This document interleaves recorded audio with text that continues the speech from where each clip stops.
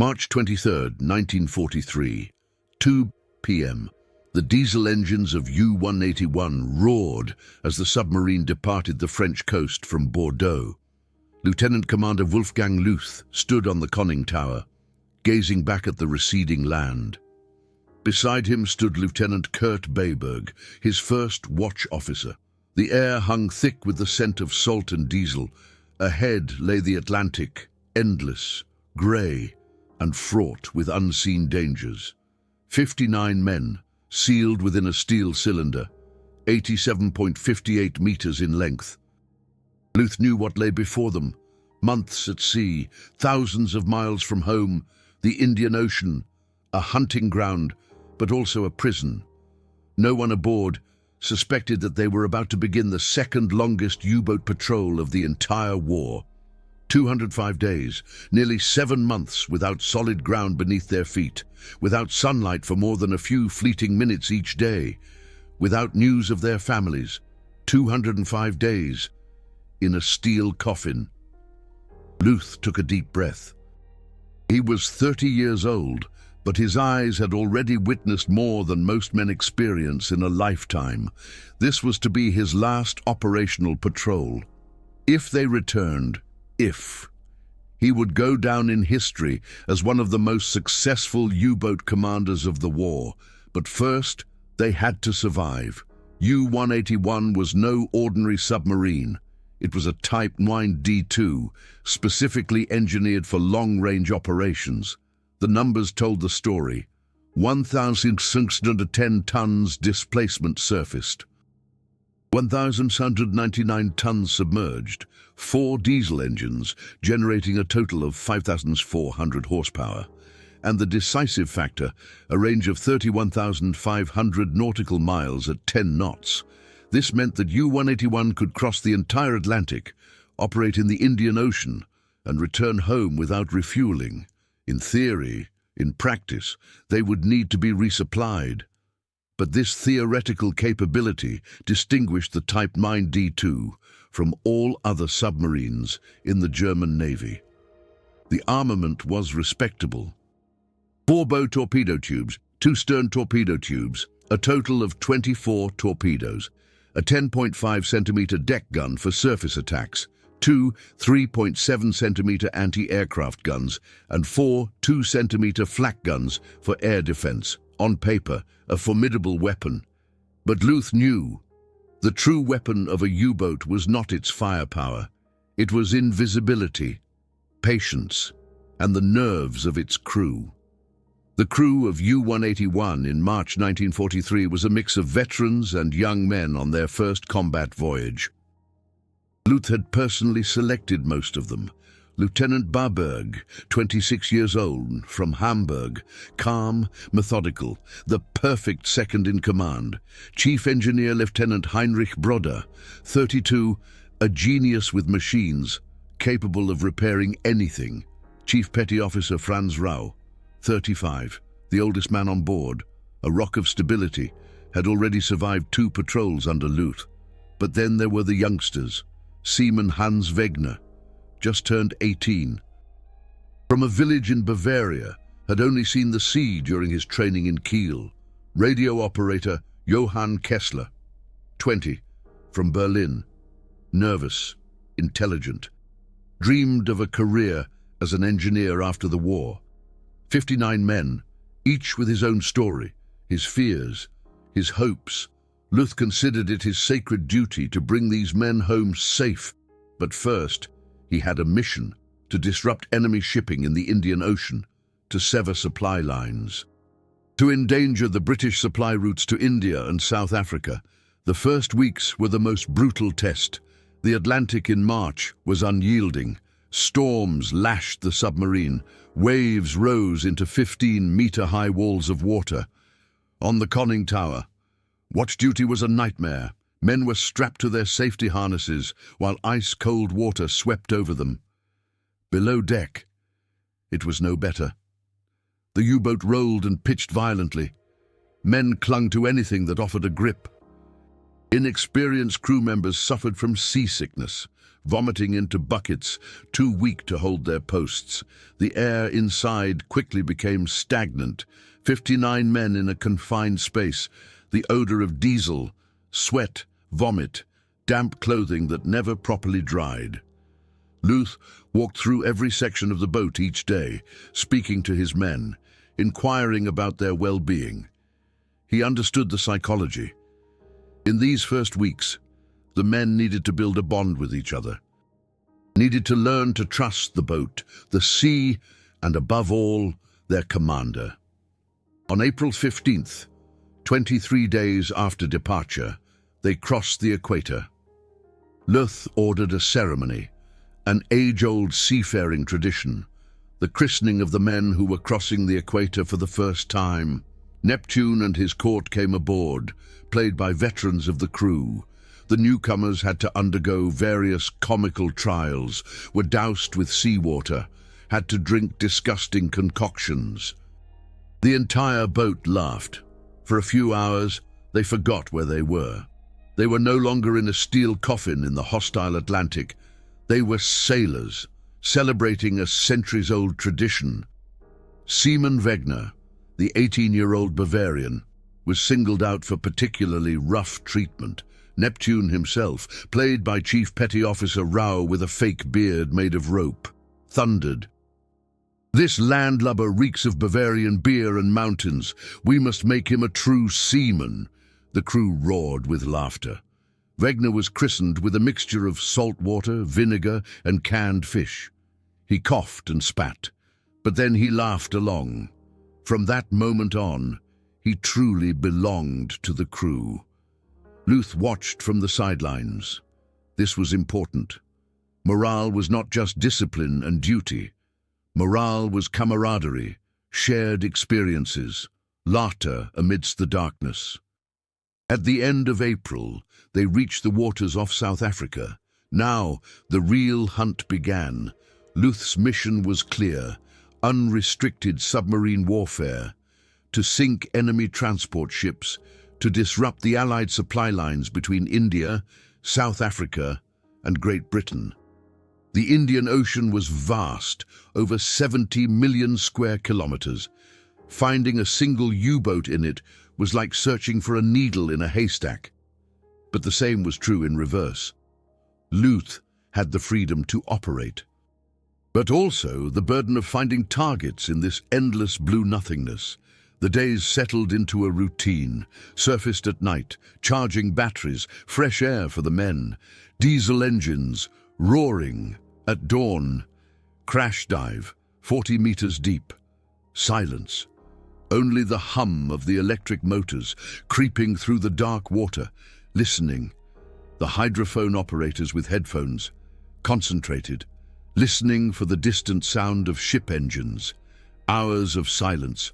Then, suddenly, contact. Screw noises, the bearing 230 degrees, May 11th, 1943, the first kill. Captain Lüth received the report, a lone ship, steaming northeast. Lüth studied the nautical chart, probably a freighter en route from South Africa to India. He issued orders, battle stations. The U-boat sprang to life. Men ran to their stations. The torpedo room in the bow prepared the torpedoes. Lieutenant Commander Lüth went to the periscope. He turned it slowly, scanning the horizon. There, a ship medium-sized, perhaps 5,000 tons, smoke plume rising from its smokestack, zigzagging, a precaution against U-boats. Lüth calculated speed, distance, course, mental mathematics honed by years of experience.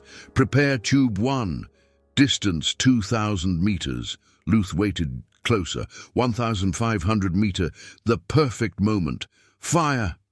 The torpedo shot from the tube, a hiss, a slight tremor through the boat. Now the waiting period, 90 seconds. The men in the control room stood still, holding their breath. Lüth counted in his head. Then the explosion. A muffled thunder transmitted through the water. Hit! Lüth looked through the periscope.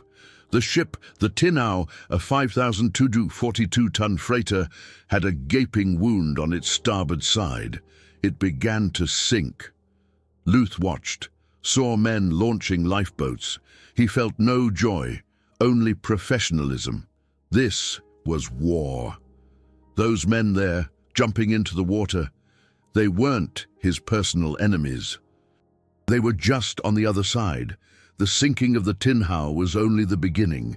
2 weeks later, on May 27th, U-181 sank the Sicilia in the Mozambique Channel, 2,483 tons. Then weeks of silence, waiting, searching. The Indian Ocean was empty, endlessly empty. Days passed without a single sighting. The routine became crushing, waking in the cramped bunk, shift duty, eating canned food, the same faces every day, the same smell, the same noises. The men began to get irritable. Small disputes broke out. Someone had used someone else's soap. Another was snoring too loudly. Trivial things, but in the confines of the U-boat, they became crises.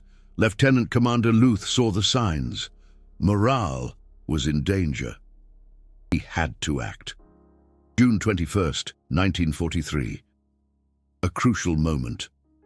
U-181 reached a prearranged rendezvous point east of Mauritius. There, waiting, was the Charlotte Schliemann, a German supply ship, 7,000 tons. The ship had been diverted from occupied ports, specially equipped to resupply U-boats on the high seas.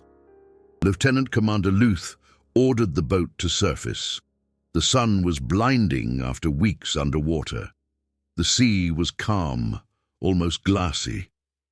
The Charlotte Schliemann lay there, a floating lifeline. The next 12 hours were intense. Hoses were connected. Diesel was pumped into the tanks of U-181. Torpedoes were transferred. Heavy, dangerous work on the swaying deck. Fresh food, bread, vegetables, meat, luxury goods that were priceless on a U-boat, mail from home. 59 men crowded around, waiting for letters. Seaman Wegner received a letter from his mother. He read it with tears in his eyes.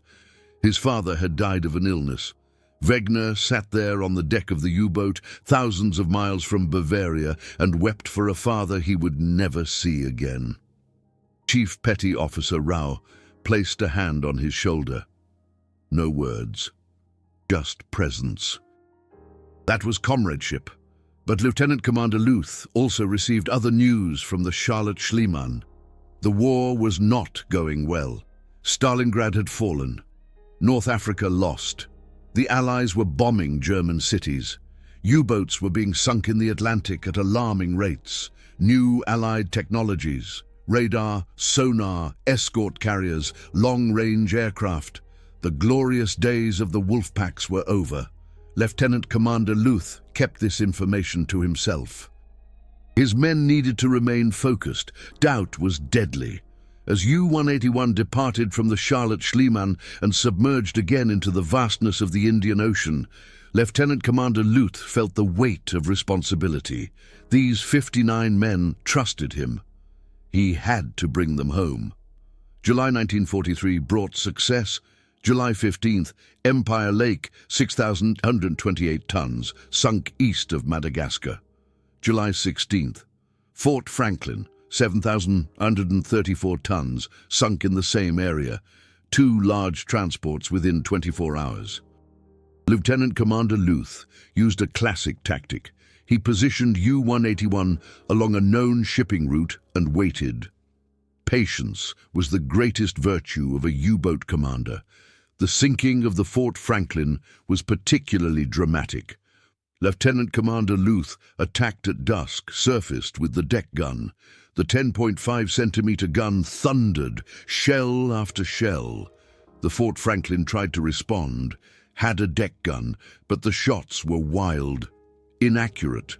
U-181's gunners were professionals. After 20 minutes of shelling, the Fort Franklin was burning. Lieutenant Commander Lüth saw the crew climbing into lifeboats. He radioed their position to nearby Allied ships. Lieutenant Commander Lüth was a warrior, but not a murderer. When possible, he gave shipwrecked sailors a chance, but it was August that would propel the patrol into the history books. August 4th, Dalfram, 4,558 tons, sunk east of Madagascar. August 7th, Umvuma, 5,204 tons, sunk in the same region. August 9th, while U-181 was still on patrol, Lieutenant Commander Lüth received a radio message directly from Grand Admiral Dönitz. The Führer had awarded him the Knight's Cross of the Iron Cross with oak leaves, swords and diamonds. Lieutenant Commander Lüth was one of only 27 men in the entire war to receive this highest honor. The news was announced over the loudspeakers throughout the boat. The crew cheered. Their commander was a hero, but Lieutenant Commander Lüth himself felt mixed emotions. Medals were nice, but they didn't bring back dead comrades. They didn't shorten the endless days underwater. Nevertheless, he seized the moment. He ordered an extra ration of schnapps for every man, a small celebration, as good as it could be on a U-boat. August 12th, Clan MacArthur, 6,375 tons, south of Madagascar. The 10th and final kill of the patrol. Lieutenant Commander Lüth decided that it was time to go home. The torpedoes were almost exhausted, the men were exhausted, and the Indian Ocean was becoming more dangerous. Allied patrol planes were being seen more frequently. The Royal Navy had increased its presence. Staying longer would make the risk too great. Lieutenant Commander Lüth set course for home, but home was 12,000 kilometers away. Weeks and weeks of travel. And now, in August, the psychological problems became acute. The men had been at sea for almost 5 months. The initial excitement had long since faded. The camaraderie had cracks. Confined spaces and monotony wear down even the strongest nerves. Here, Lieutenant Commander Lüth's genius as a leader shone through. He had introduced various innovations during the patrol to maintain morale.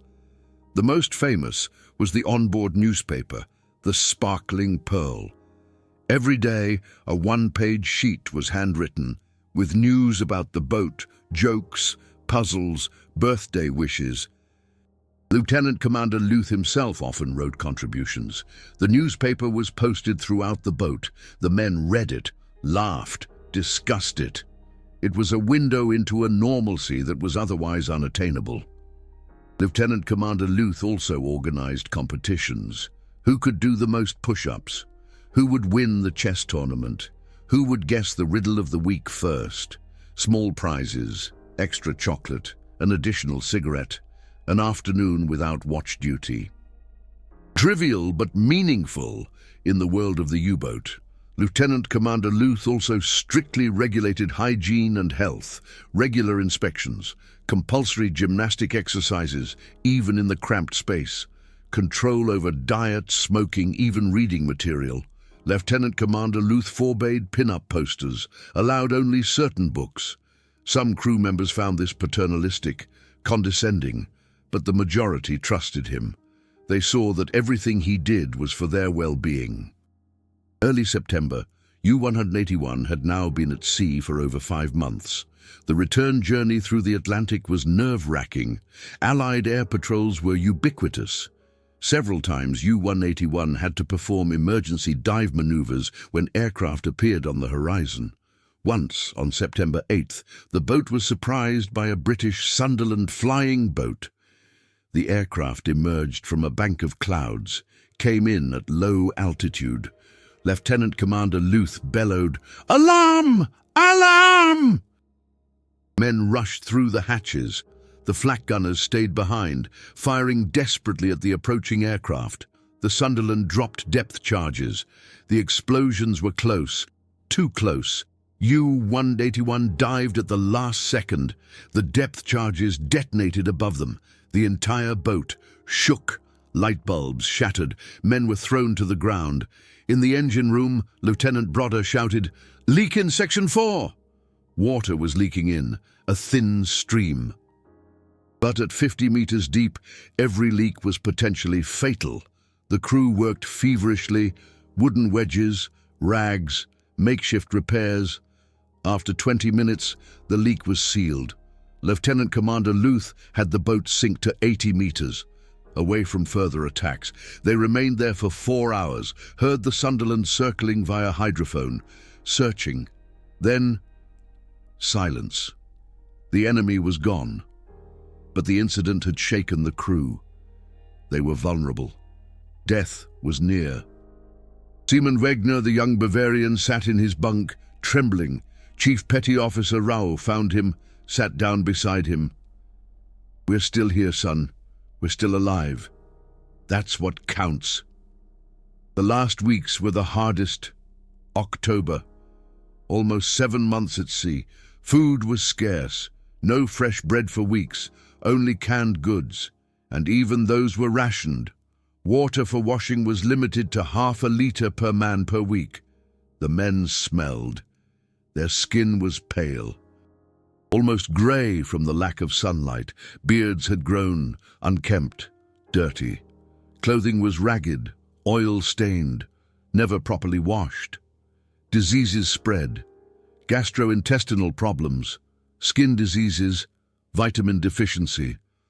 The boat's doctor, staff physician Dr. Werner Müller, did what he could with limited resources.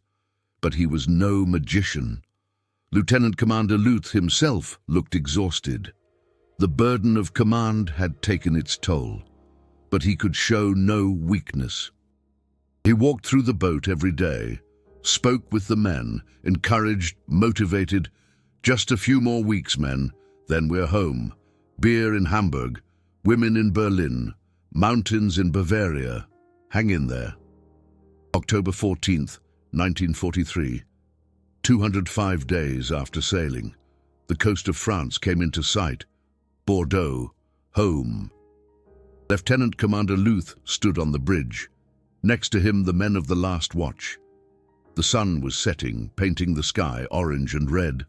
The water sparkled. It was beautiful, peaceful, unreal after the months of darkness and danger. As U-181 entered the harbour, a crowd stood there. A band, flags, officers in dress uniform. Grand Admiral Dönitz himself had come to receive them. The crew of U-181 came on deck, emaciated, bearded, dirty, but upright. They had survived 205 days, 10 ships sunk, 45,331 tons. The second longest U-boat patrol of the entire war. Only a patrol by U-196 in 1944 would be longer. The men marched off the boat, some weeping with relief. Families rushed forward, embraced their sons, brothers, husbands. Seaman Wegner saw his mother in the crowd. She ran to him, hugged him tightly. He was home. But the story of U-181 and Wolfgang Lüth must never be forgotten, because it teaches us something profound about leadership, perseverance, and the human capacity to survive under extreme conditions. 205 days in a steel cylinder, surrounded by death. Isolated from the world, how do you endure that? Lieutenant Commander Lüth's answer: through care, structure, shared experiences. On December 17, 1943, 2 months after the return, Lieutenant Commander Lüth gave a lecture to naval staff officers in Weimar. The title, Problems of Leadership on Long U-Boat Voyages. This lecture, still preserved in archives today, is a masterpiece of psychology. Lieutenant Commander Lüth described in detail the phases that a crew goes through. The first phase, excitement, adrenaline, the thrill of the hunt. The second phase, routine, beginning boredom. The third phase, crisis, irritability, breakdown of discipline. The fourth phase, either collapse or acceptance and renewed bonding. Lieutenant Commander Lüth explained how a commander must navigate each phase. In Phase 1, channel the energy, focus it. In Phase 2, create variety, the newspaper, competitions. In Phase 3, combine strict discipline with paternal care. In Phase 4, keep the goal in sight, nurture hope. These principles were revolutionary. After the war, navies worldwide studied Lieutenant Commander Lüth's methods. The US Navy, the Royal Navy, even the Soviet Navy integrated his ideas into their submarine training programs. The shipboard newspaper that Lieutenant Commander Lüth had introduced on U-181 became standard on many U-boats. Psychological support for the crew became its own field of expertise. Lieutenant Commander Lüth's legacy is not only the 10 ships he sank, it is the lives he saved, the lives of his own men. If these historical truths are important to you, then support me with YouTube's Super Thanks, the golden heart below.